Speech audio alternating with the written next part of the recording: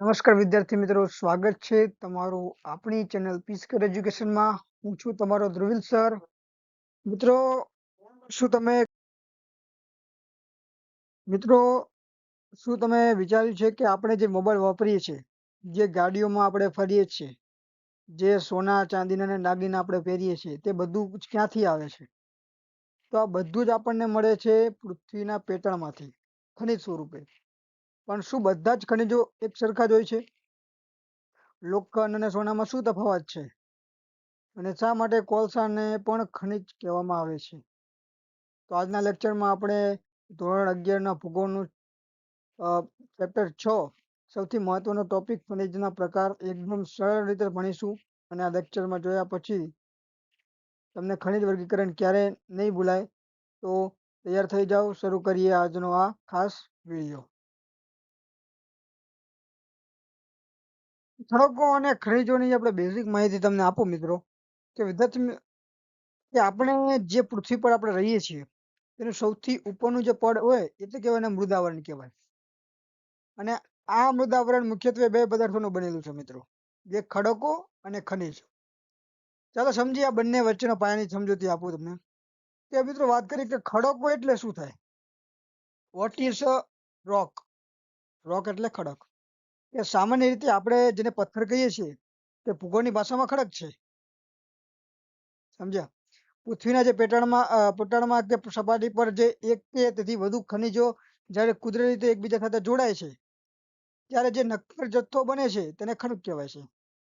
ખડકો સખત હોય છે અને જેમ કે ગ્રેનાઇટ, અને નરમ પણ હોય છે જેમ કે રેતી કે માટીના. સમજ્યા? આ વાત કરીએ ખનિજો વિશે. તો ખનિજો કોને કહેવાય? કે ખનિજ એ ખડકોના પાયાનો એકમ છે.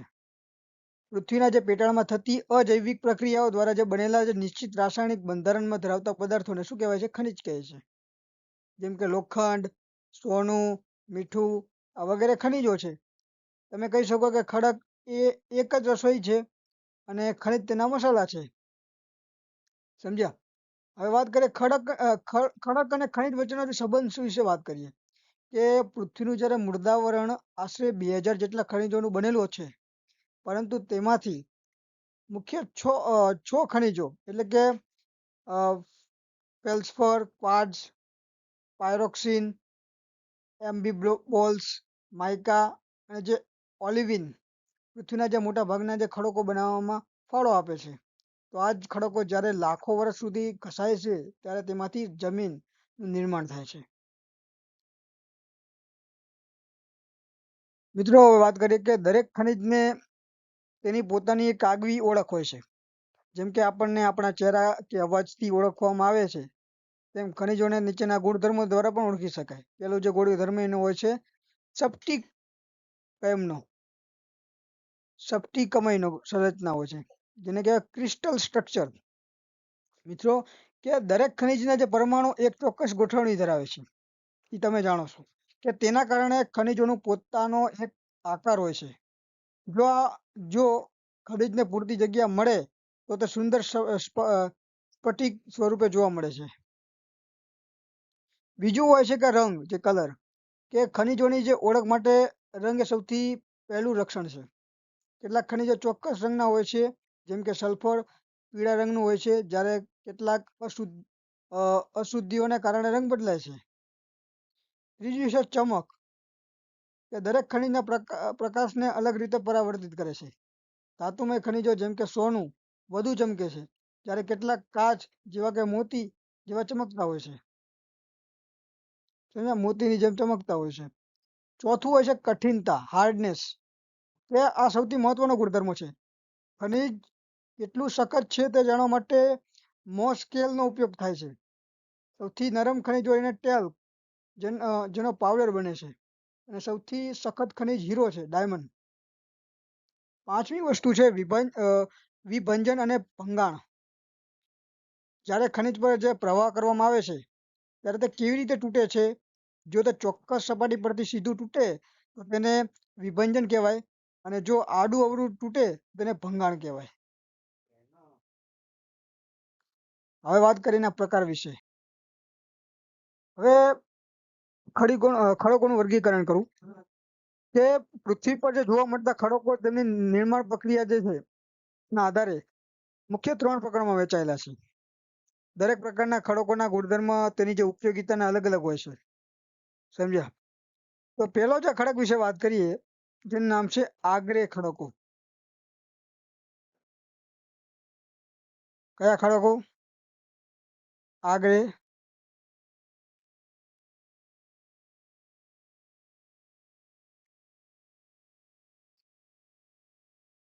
કે મિત્રો પૃથ્વીના જે નિર્માણ સમયે પૃથ્વી જ્યારે નરમ વાયુમય ગોળા સ્વરૂપે હતી ત્યારે તે ધીમે ધીમે ઠંડી પડી અને તેનું ઉપરનું જે પડ નક્કર બન્યું અને પૃથ્વીના જે પેટાળમાં જે રહેલો ધગધગતો જે મેગ્મા કે લાવા જ્યારે ઠંડો પડે છે અને જામી જાય છે ત્યારે તે ખડકો બને છે અને આગ્નેય ખડકો કહેવામાં આવે છે. આગ્નેય શબ્દનો લેટિન શબ્દ ઇંગિસ પરથી આવ્યો છે જેનો અર્થ થાય છે અગ્નિ થાય છે. પૃથ્વી પર જે સૌથી પહેલા આ ખડકો બન્યા હોવાથી ભૂગોળ તેને શું કહે છે પ્રાથમિક ખડકો પણ અથવા પિતૃ ખડકો પણ કહેવાય છે. સમજ્યા? બીજા ખડકોની વાત કરીએ તો જે ખડકો છે નિષ્ક્રિય ખડકો નિશ્ચિત ખડકો અને પ્રસ્તર ખડકો વિશે.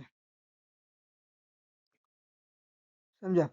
કે પૃથ્વીની સપાટી પર રહેલા જે આગ્નેય કે અન્ય ખડકો પર જ્યારે નદી, પવનો, હિમનદી કે વરસાદ જેવા કુદરતી પરિબળો કામ કરે છે ત્યારે તે ખડકોનું ઘર્ષણ થાય છે. શું થાય છે? ઘસારણ થાય છે અને આ ઘસારણને કારણે ખડકો નાના ટુકડાઓમાં રેતી કે કાપમાં ફેરવાય છે અને આ કાપ જળરાશિના તળિયે જમા થાય છે અને સમય જતા એક સ્તર પર બીજું સ્તર જમા થતું હોય છે અને ઉપરના જે સ્તરોના વચન દબાણને કારણે નીચેના સ્તરો દબાઈને નક્કર બને છે અને આ રીતે સ્તરમાં રચાતા ખડકોને પ્રસ્તર અથવા નિશ્ચિત ખડકો કહેવાય છે.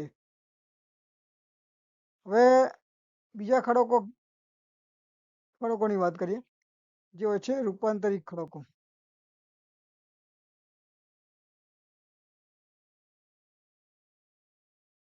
સમજો મિત્રો?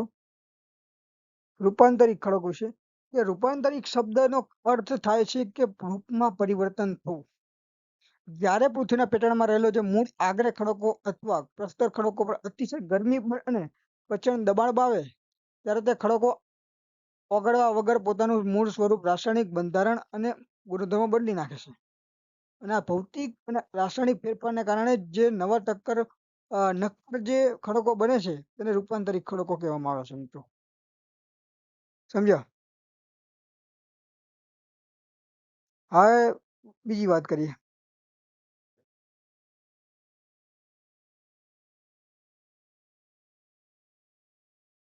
ત્યારે પૃથ્વીના જે નિર્માણ અને તેના પ્રકાર વિશે વાત કરીએ.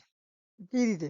કે પૃથ્વીના જે ઉપરના જે પાતળા પડને જેમાં વનસ્પતિ ઉગી શકે છે તેને આપણે જમીન કહીએ છીએ. તો જમીનનું નિર્માણ એ કોઈ રાતોરાત થતી પ્રક્રિયા નથી પણ લાખો વર્ષોની મહેનતનું પરિણામ છે.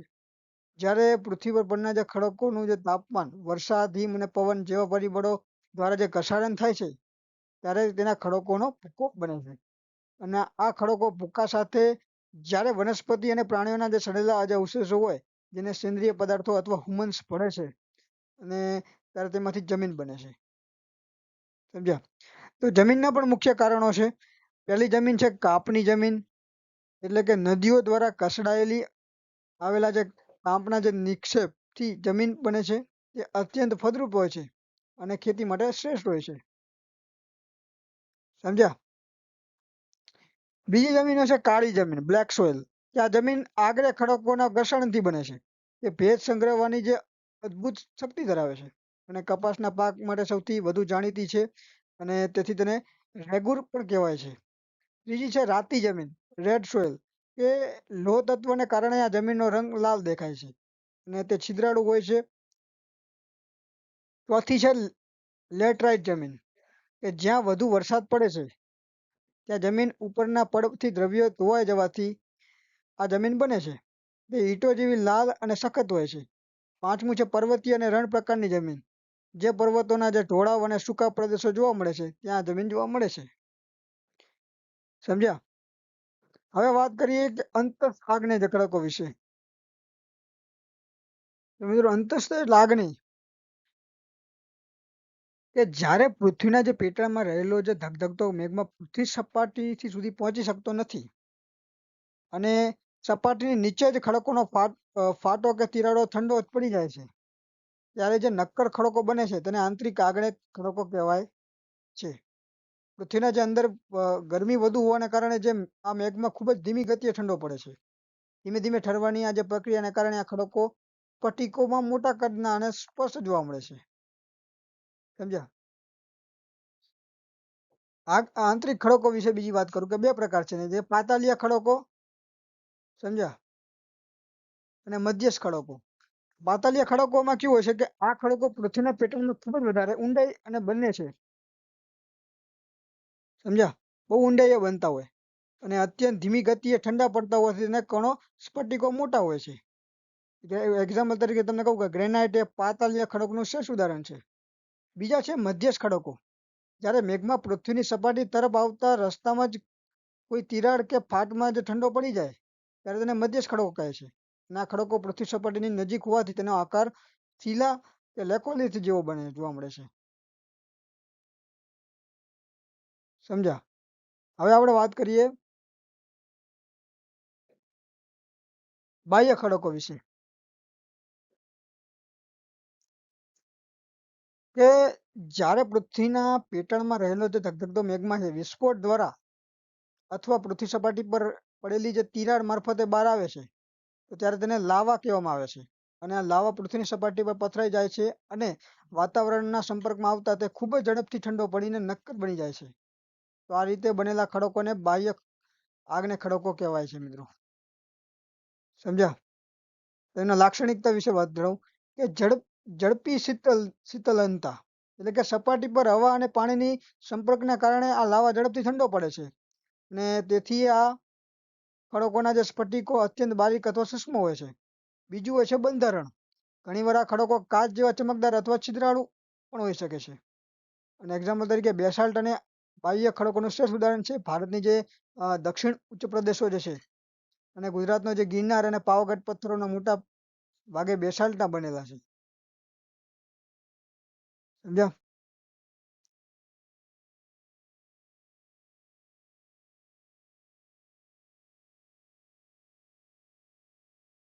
આ વાત કરીએ મિત્રો પ્રસ્તર ખડકોના જે પ્રકાર વિશે.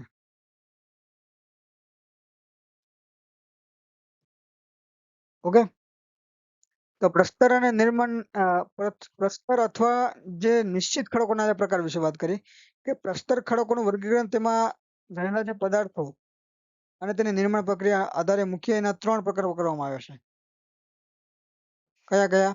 પેલું છે ખડક પદાર્થ નિર્મિત. સમજ્યા? જ્યારે મૂળ ખડકોનું ઘર્ષણ થાય છે અને તેમાંથી બનેલા રેતી, બાપ કે પથ્થરના ટુકડાઓ એક જગ્યાએ જમા થાય છે, ત્યારે આ પ્રકારના ખડકો બને છે. તો તેને તેના કણોના કદ મુજબ વહેંચી શકાય છે.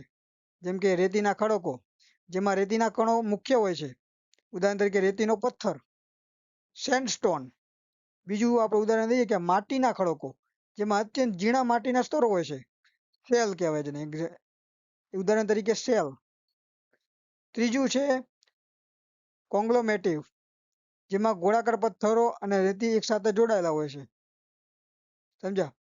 બીજું ઉદાહરણ આપણે દઈએ કે રાસાયણિક પદાર્થ પણ છે, કેમિકલી ફોર્મડ રોક, કે જ્યારે ખડકોમાં રહેલા ખનિજો પાણીમાં ઓગળી જાય છે અને પછી પાણીનું બાષ્પીભવન થતાં તે ખનિજો નીચે જમા થાય છે, ત્યારે રાસાયણિક પ્રક્રિયાથી આ ખડકો બને છે. એક્ઝામ્પલ તરીકે મીઠું, ચિરોડી અને ચૂનાનો પથ્થર આ એના ઉદાહરણો છે. ત્રીજો પ્રકાર છે મિત્રો પ્રસ્તર ખડકોનો સેન્દ્રિય પદાર્થ, કે જ્યારે વનસ્પતિ અથવા પ્રાણીઓના અવશેષો દબાઈ જાય છે અને લાખો વર્ષો સુધી ખડકોનું સ્વરૂપ લે છે, ત્યારે તેને સેન્દ્રિય પ્રસ્તર ખડકો કહે છે. જેમ કે ચૂનાયુક્ત ખડકો, જે દરિયાઈ જીવોના જે કોયલા કે હાડકાઓના જે હોય કોચલા કે હાડકાઓના જથ્થામાંથી બને છે. બીજું છે કાર્બનયુક્ત ખડકો હોય છે, કે જે વનસ્પતિના અવશેષો દબાવને કારણે બને છે, જેમ કે કોલસો. સમજ્યા? હવે ખડક પદાર્થના નિર્મિત.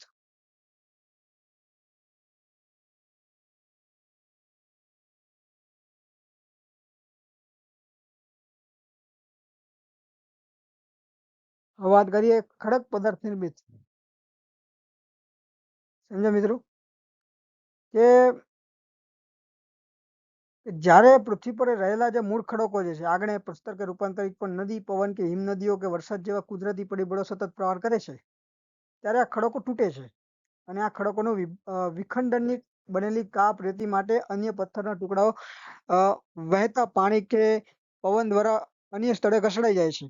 જ્યારે આ પદાર્થો કોઈ જળાશય કે સમુદ્રના તળિયે જમા થાય છે અને ઉપરના સ્તરોમાં દબાણને કારણે સમય જતા એકબીજા સાથે ઘસાઈને નક્કર ખડકો બને છે, તો ત્યારે તેને ખડક પદાર્થ નિર્મિત પ્રસ્તર ખડકો કહેવાય છે. સમજ્યા? હવે વાત કરીએ સેન્દ્રિય ખડકો વિશે. આપણે વાત કરીએ સેન્દ્રિય.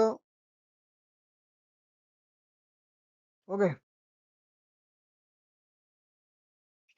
કે સેન્દ્રિય પદાર્થ કોને કહેવાય?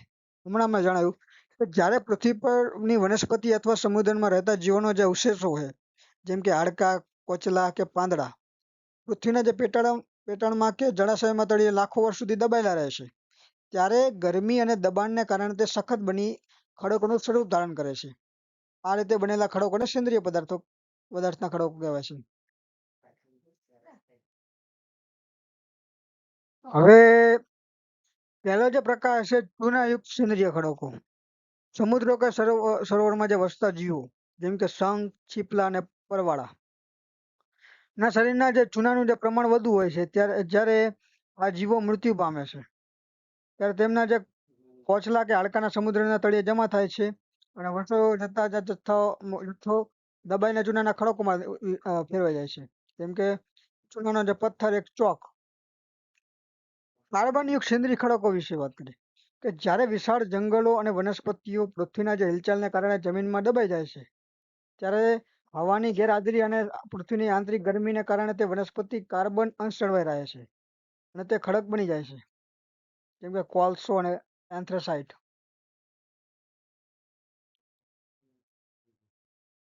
ઓકે, તો વિદ્યાર્થી મિત્રો, આજે આપણે ચેપ્ટર 6 ખનિજો અને જમીન વિશેની તમામ પાયાની એક અને ઊંડાણપૂર્વકની માહિતી સમજી. આપણે જોયું કે પૃથ્વી માત્ર માટીનો ઢગલો નથી, પણ તેમાં આગ્નેય, પ્રસ્તર અને રૂપાંતરિત ખડકોનું અદ્ભુત વિજ્ઞાન છુપાયેલું છે. આશા રાખું છું કે આજનો લેક્ચર તમને ગમ્યો હશે. તમારા મનમાં કોઈ પણ પ્રશ્ન હોય તો કોમેન્ટમાં જરૂર પૂછજો અને આ વિડીયોને તમારા મિત્રો સાથે શેર કરજો. આપણી ચેનલ પીસકર એજ્યુકેશન સબસ્ક્રાઇબ કરવાનું ભૂલતા નહીં. ખૂબ આભાર. મહેનત કરતા રહો, કારણ કે મહેનત જ તમને હીરો બનાવશે.